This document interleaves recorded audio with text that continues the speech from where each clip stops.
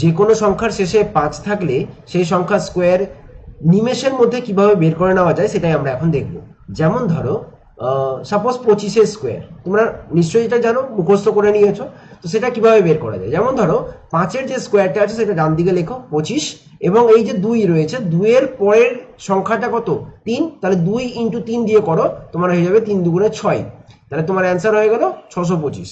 যেমন ধরো কথা বলছি 45-এর স্কোয়ার, তোমরা কি করবে 5-এর স্কোয়ারটা আগে লেখো, সেটা হচ্ছে 25, এবং এই 4-এর পরের সংখ্যাটা কত 4 ইন্টু 5, তাহলে 4-5-এ 20, তোমার অ্যান্সার কত হবে 20, 25।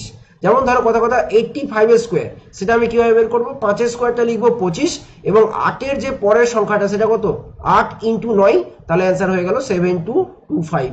তোমরা আমাকে অবশ্যই অ্যান্সার করে দেবে 125-এর স্কোয়ার কত হবে। ঠিক আছে, থ্যাংক ইউ সো মাচ।